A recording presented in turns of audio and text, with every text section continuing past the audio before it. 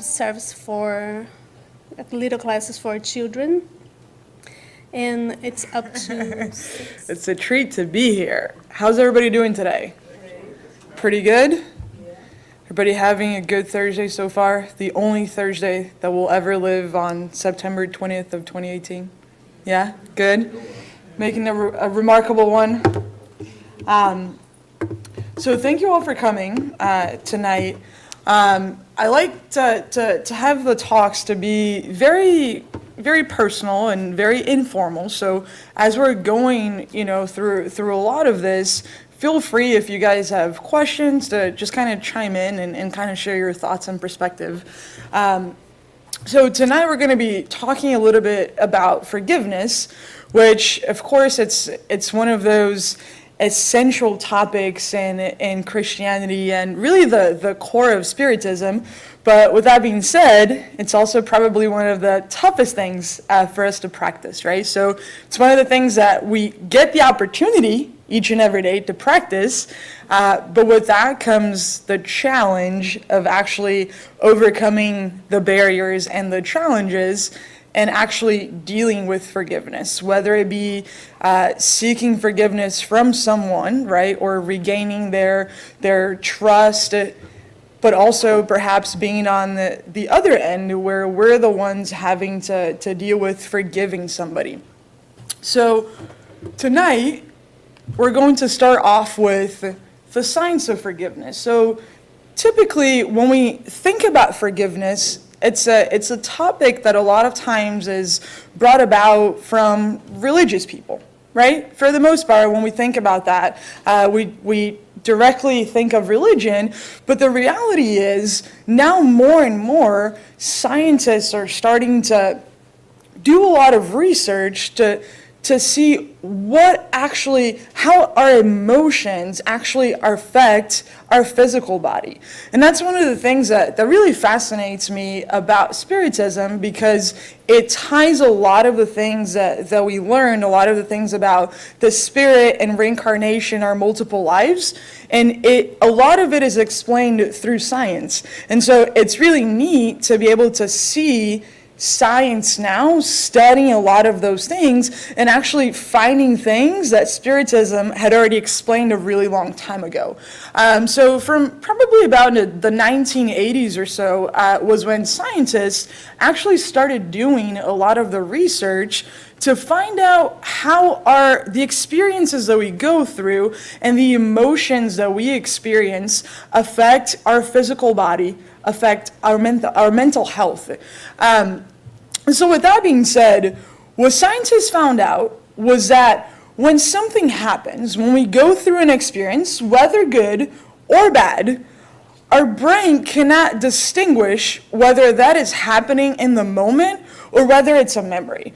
So as we're talking about forgiveness, let's think about the example that somebody has done something to us 5 years ago, but we were still so attached to that experience or to that emotion and how we felt and how we still feel because we haven't been able to get to the point to forgive that person.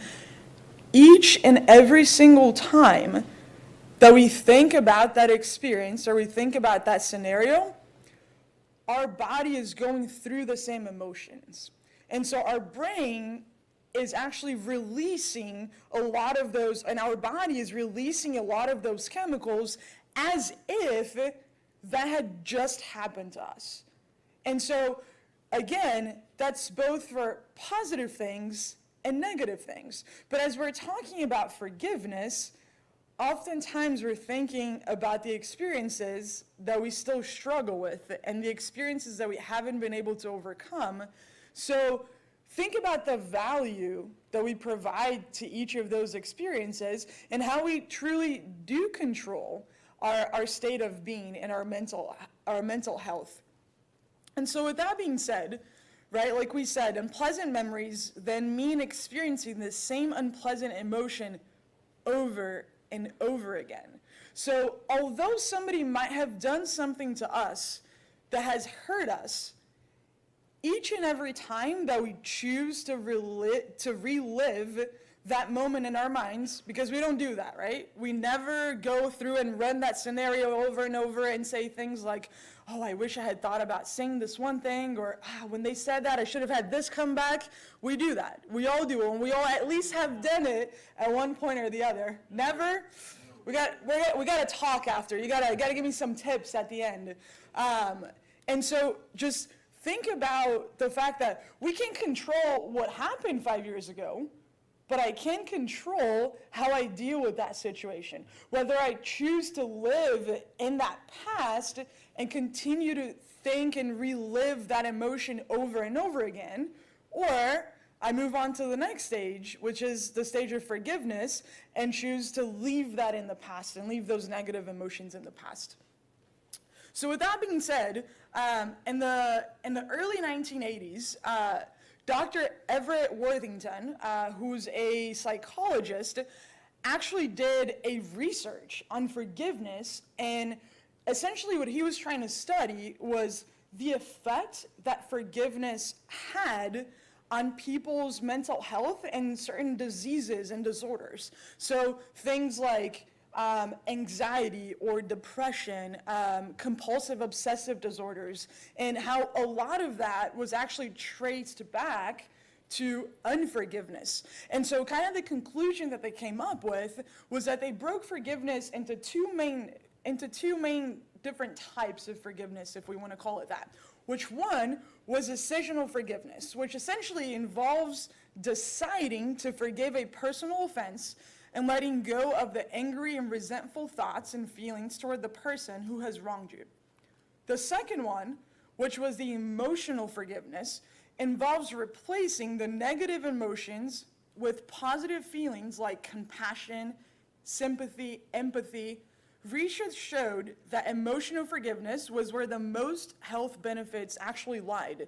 And so think about this. If every time that we're reliving a situation, whether positive or negative, we're also reliving those emotions, now think about that really terrible, hurtful experience that we had, and then we now replace it with a positive thought. Now we're then retraining our brain, and essentially, consequentially, we're also changing how we feel and the different type of reaction that our body will actually have to that.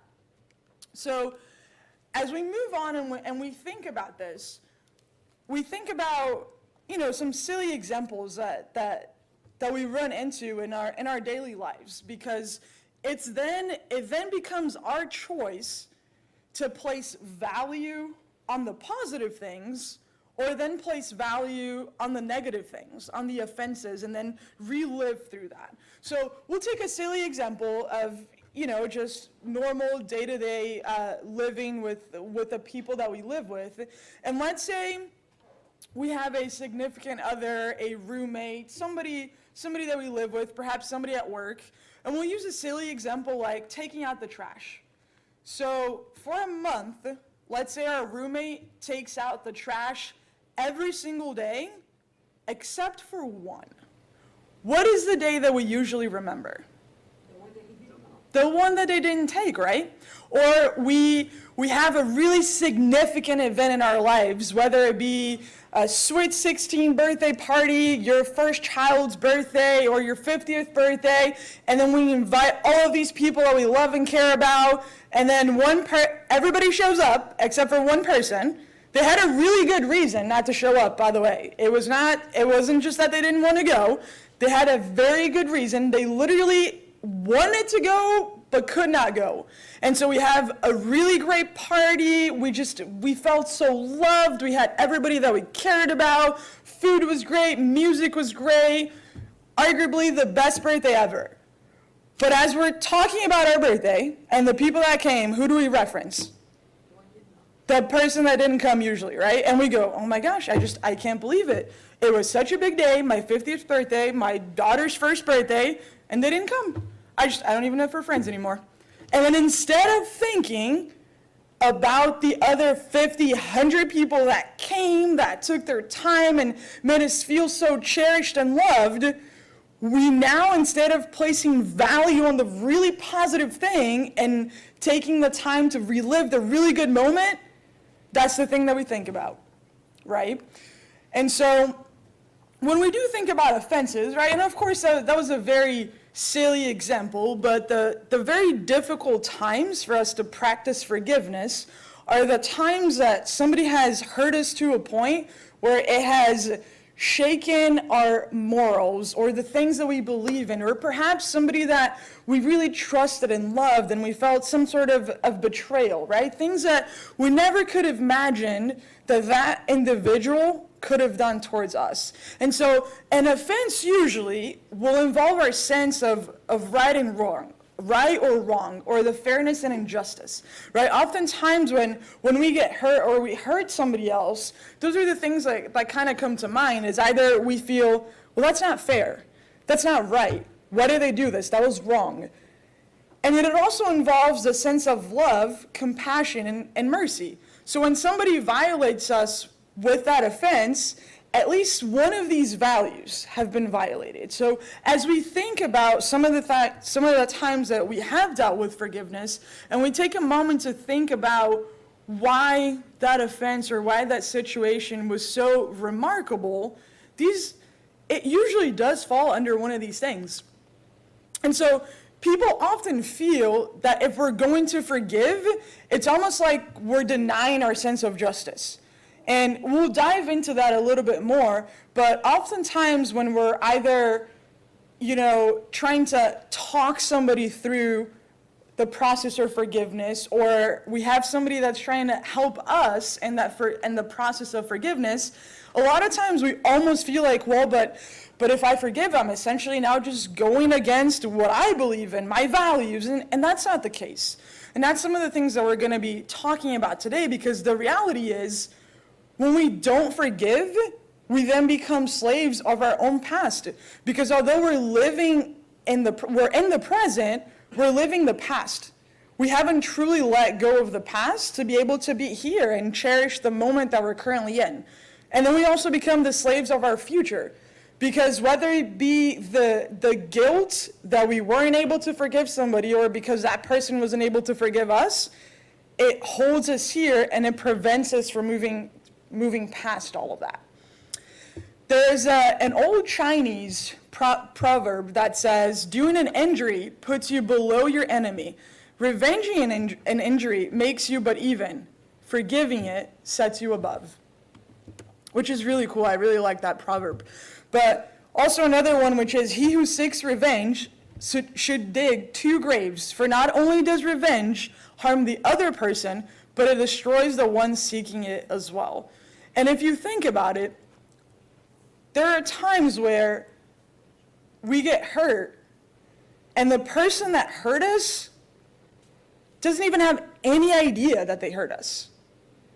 And so when we're thinking about that feeling, and we end up having negative feelings towards that person, and we're holding a grudge, there are times that person has literally no idea that they even hurt us. So as much as we're seeking that revenge, we truly are digging our own grave, because we're then placing the blame, we're placing that negative feeling towards somebody that more than likely had no idea that they even hurt us. So we haven't even taken the step or given them the opportunity to say, hey, this is how I felt. And instead, we're just bubbling all that on the inside and not even giving them the opportunity of even apologizing. So a lot of times when we talk about forgiveness, we all have our own definition or our own preconceived ideas of what forgiveness means or how we get there. And for some of the things that we'll talk about, some of us might have heard before from a family member or from a friend, whether it be because we were, again, trying to talk them through forgiveness, or perhaps we were on the receiving end of that. But a lot of times we hear that forgiveness means to forgive and forget, right? And I've always found that one to be interesting, because when we're young, when we're little, right? A little kid comes, they're at the playground and they're playing with their little friends, and something happens, and they come up to us because they're upset because their little friend did something, and usually what we tell them is, just forgive them, forget about it, go back and play, it's okay. But of course, as we grow, it's not as simple. But the reality is, if we just say that forgiveness means to forgive and forget, then we're essentially saying that we need to forgive somebody and then run through a machine that will clear our memory of everything that happened and then just move on, right? But the important piece here is, if I could forget, I would not have to forgive. It wouldn't be necessary, right? So forgiveness doesn't mean forgetting what happened, but forgetting those negative feelings, leaving those emotions behind.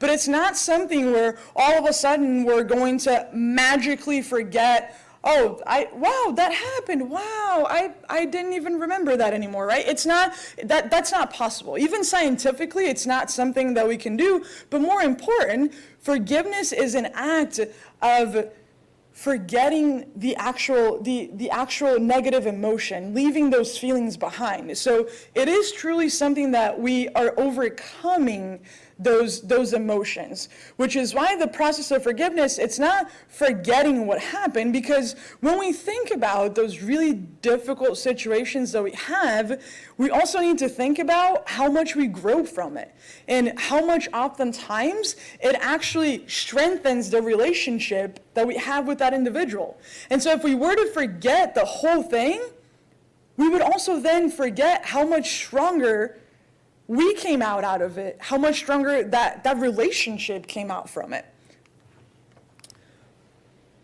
Another thing that we hear sometimes is, well, over time my hurt will go away and my forgiveness of the other person will just take care of itself.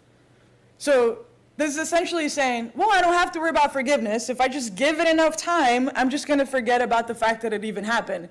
But am I really forgiving that person? No.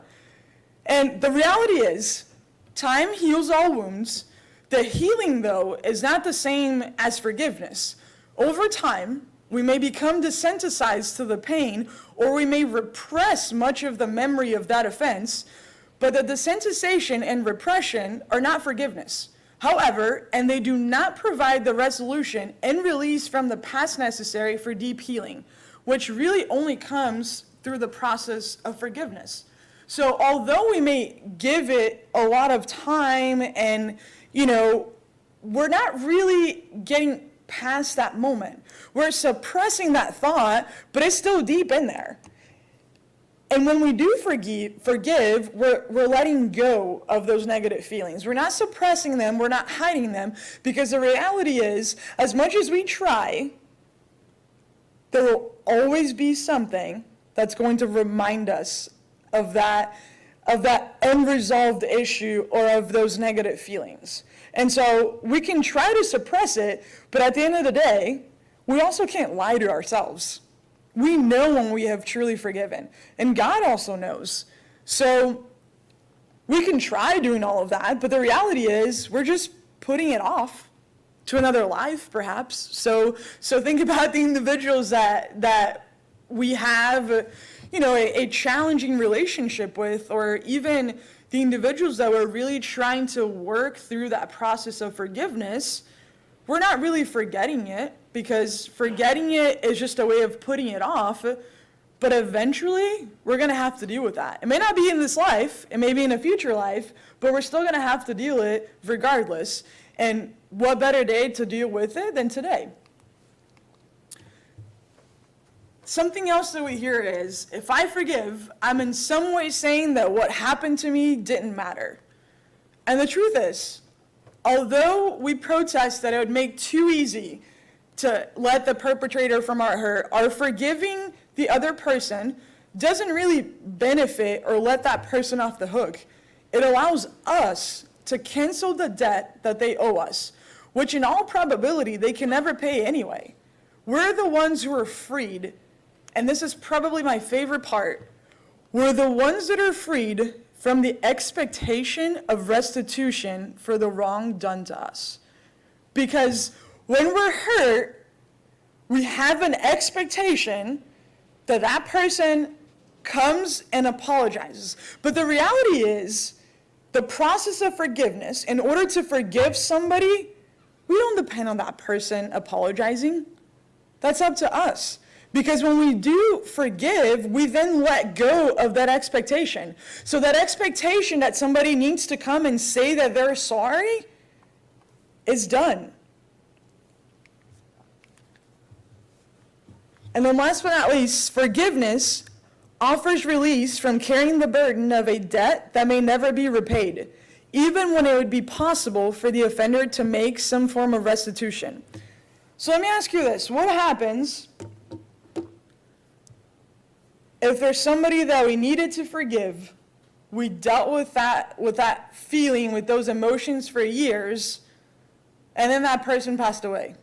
Or we were waiting, or even the opposite, where we were waiting for that person to forgive, we held a grudge for years, and we said, I'm not forgiving this person.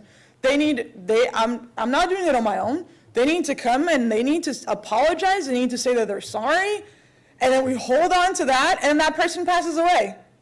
So if we were to put forgiveness in the hands of the offender, that means we would never overcome that process. But the reality is, the forgiveness is up to us. Regardless of somebody actually being sorry or not, the opportunity to forgive only truly depends on us. So with that being said, what does forgiveness actually mean? So if we look at just a basic Webster Dictionary definition, the two definitions that they give us, one is to cease to feel resentment against, or to give up the resentment of.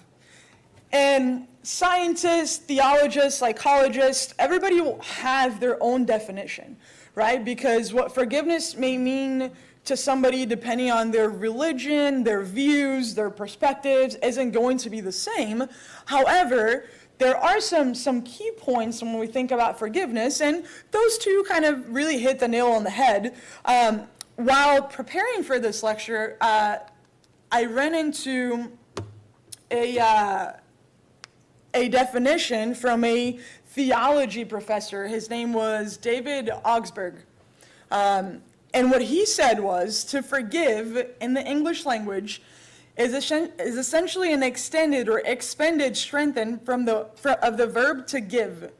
By intensifying the verb, we speak of giving at its deepest level, of self-giving, of giving forth and giving up deeply held parts of the self. We give up the right to revenge, to perfection, to justice, and instead we give forth to ourselves or to the other person freedom from the past and an openness towards the future. Forgiveness is a gift we give ourselves and others.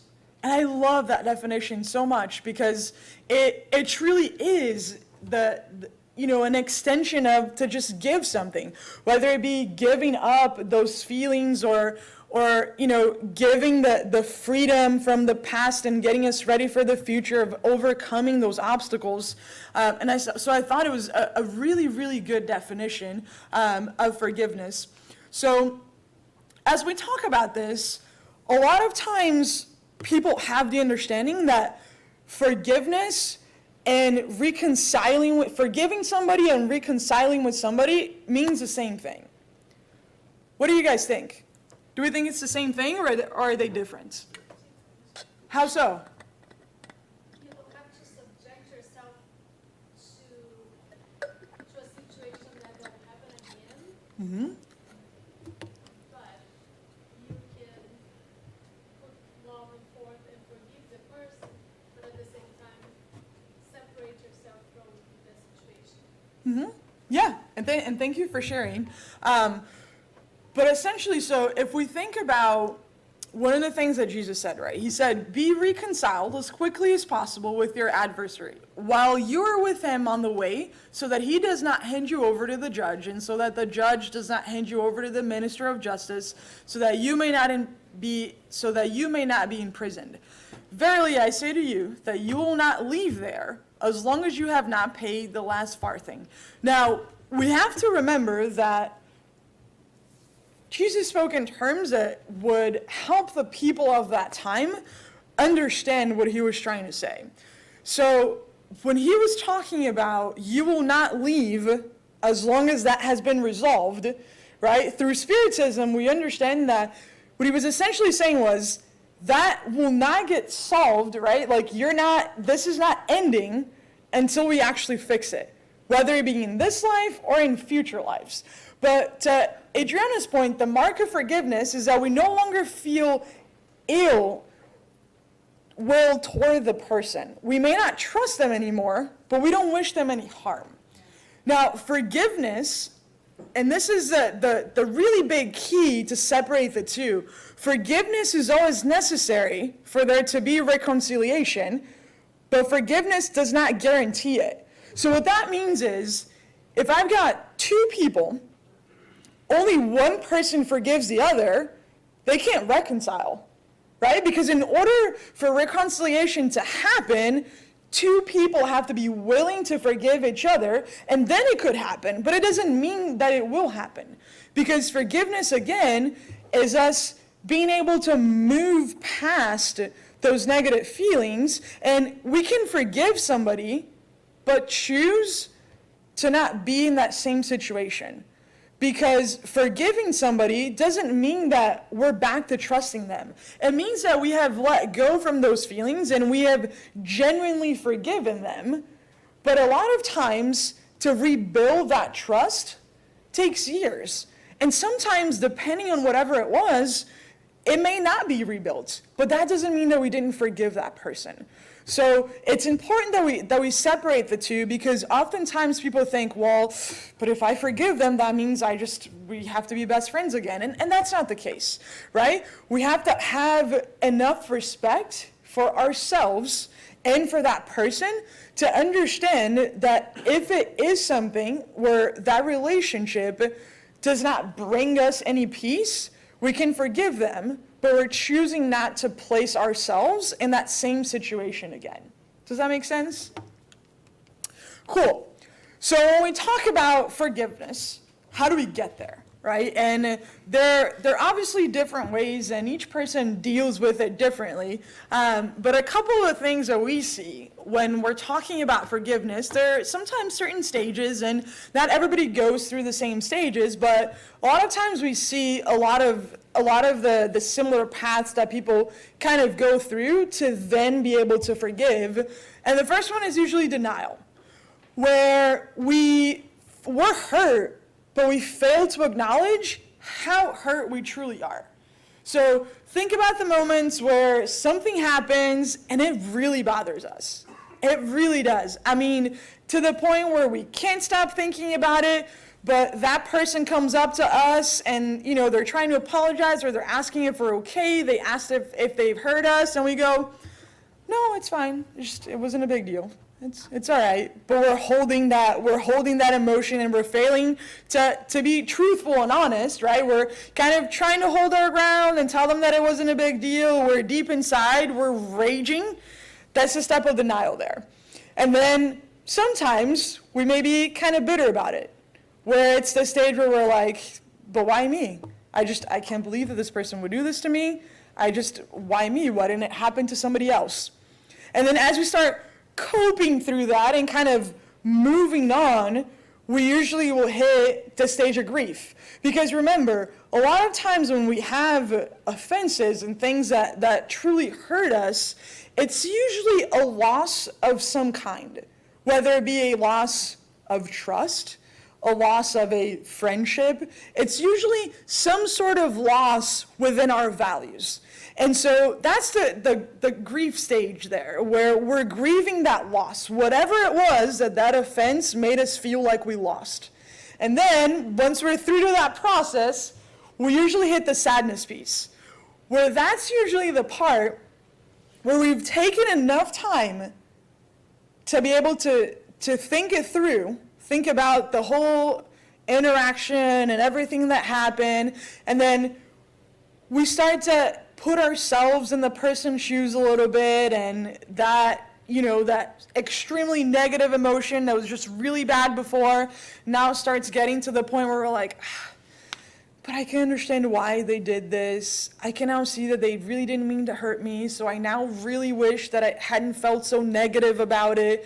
And then that's where that empathy kind of comes in, because then we're able to place ourselves in that person's shoes, and now we no longer look at them as that person who was just out for us and really trying to hurt us, but instead we look at them as somebody just like us, who will make mistakes, and then we go, I really wish that I hadn't been so negative towards that person, or I wish that I had come to this conclusion much longer before.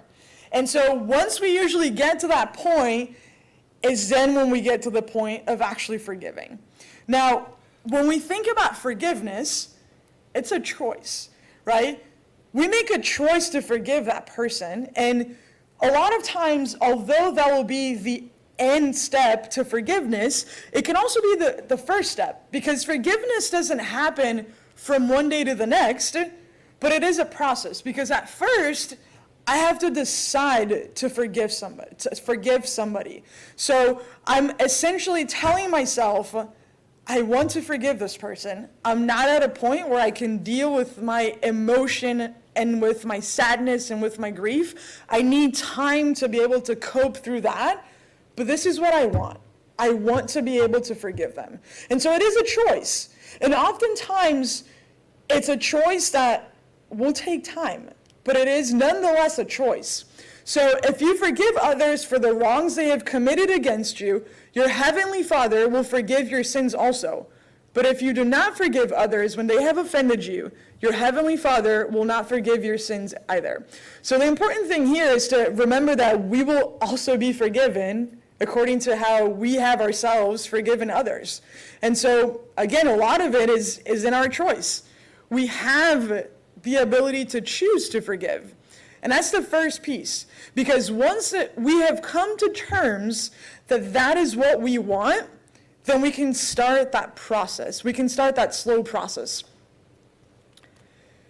Once I have forgiven someone of that offense, I have given up the right to ever use that offense against him or her in any way.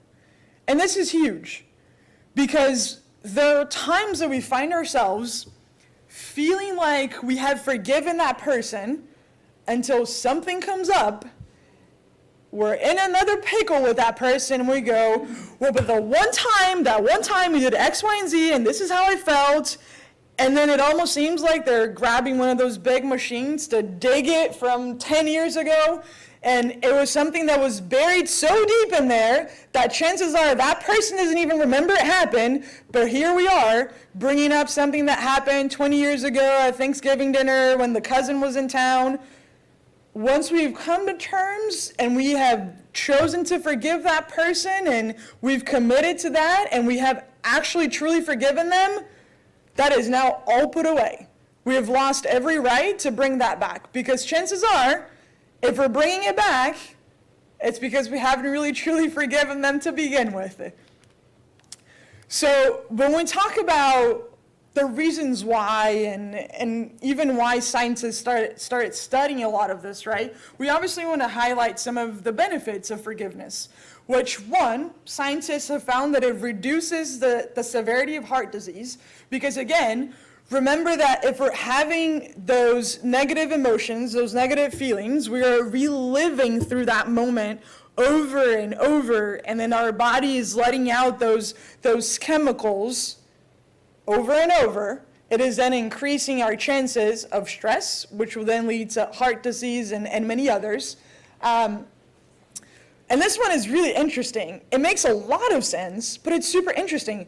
It reduces levels of crime because then it removes people's desire for revenge. So there are actually a lot of really cool studies about places where they have taken people to teach and talk about forgiveness at penitentiaries.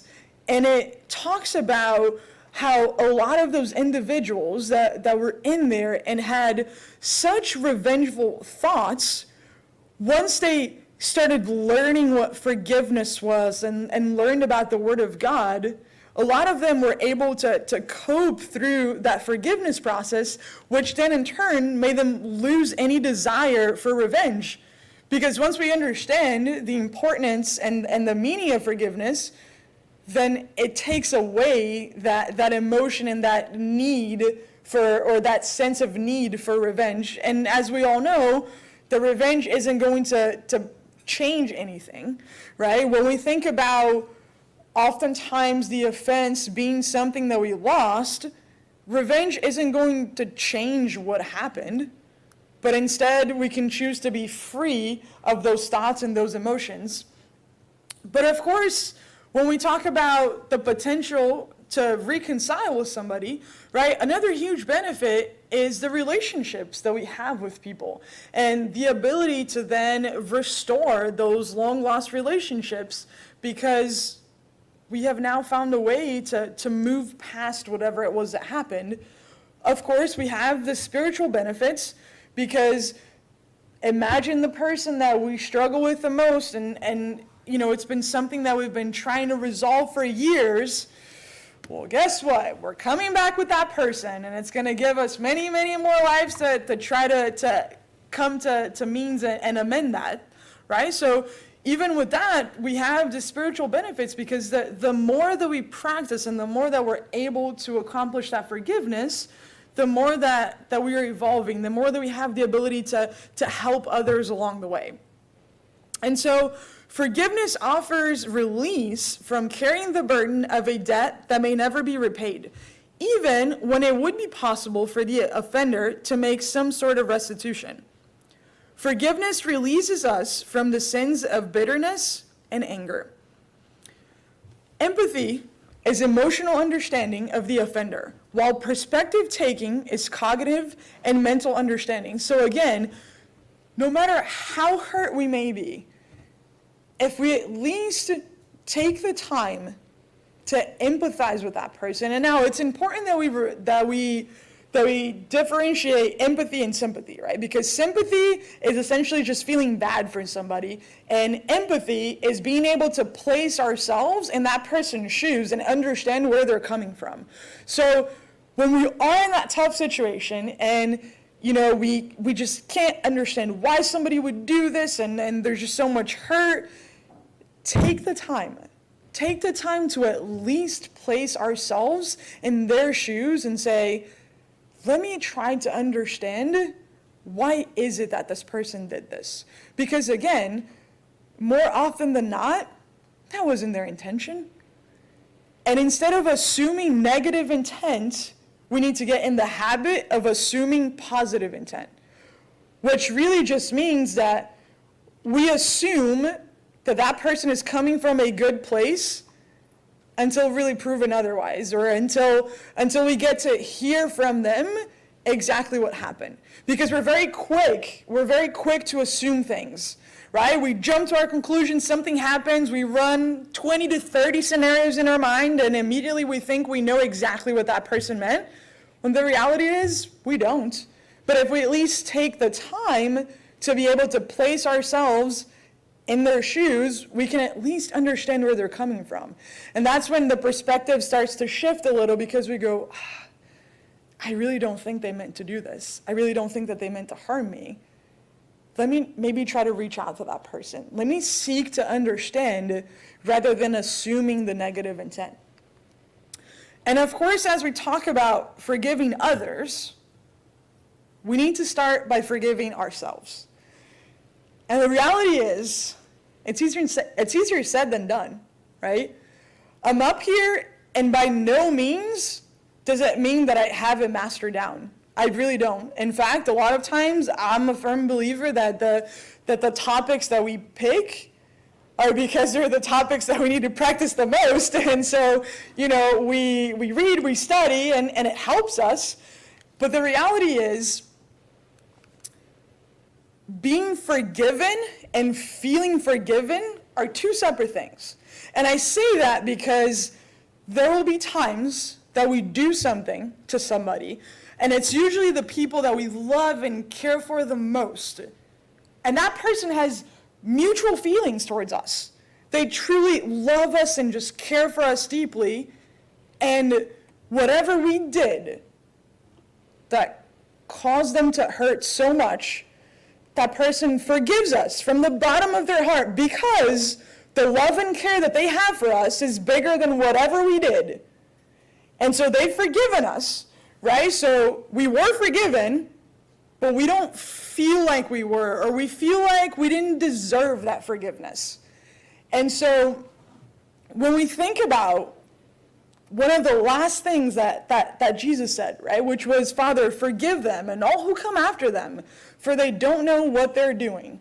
So the biggest thing for me is when we can't forgive ourselves, what we're really struggling with is that overwhelming sense of guilt over whatever we did.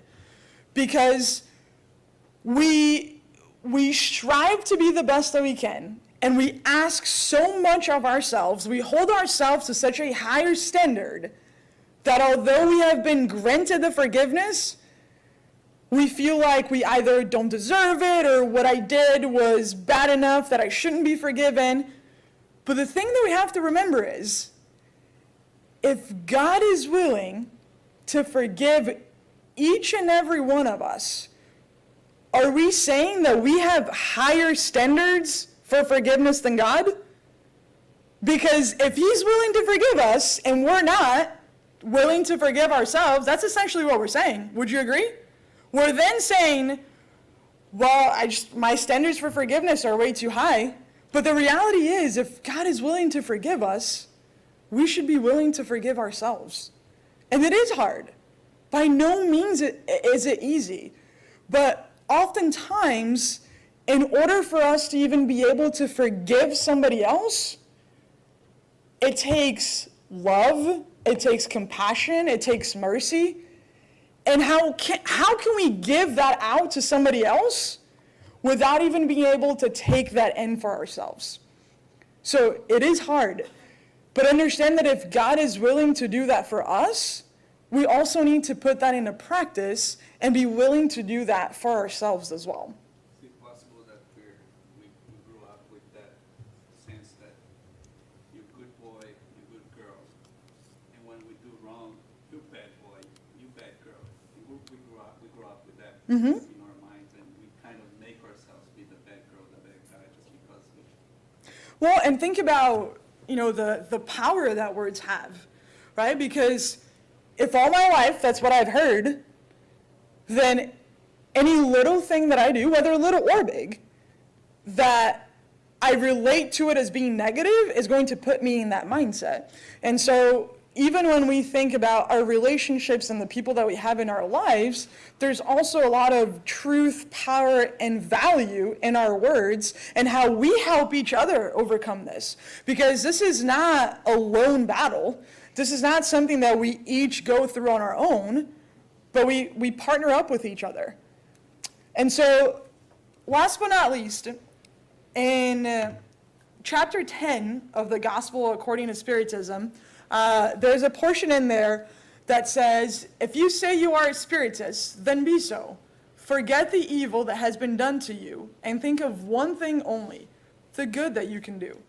Those who enter upon this path must not wander from it even in thought, because they're responsible for their thoughts, known by God. Therefore, empty your thoughts of any sentiment of rancor. God knows what lies at the bottom of each one's heart. So happy are they who can go to sleep every night saying, I have nothing against my neighbor. So it certainly is easier said than done, but it is an opportunity that we have each and every day. So whatever it is that we have, whatever relationship that we have that we're trying to make amends and we're struggling through that process of forgiveness, try some of those things. I know I have as I was preparing for this, because there are things that come to mind as we hear some of these words and we run through some experiences that we've had in our life. And so give some of these things a thought. Let's place ourselves in the shoes of the person that has offended us. Let's try to see a little bit from their perspective, because ultimately the goal is to forgive.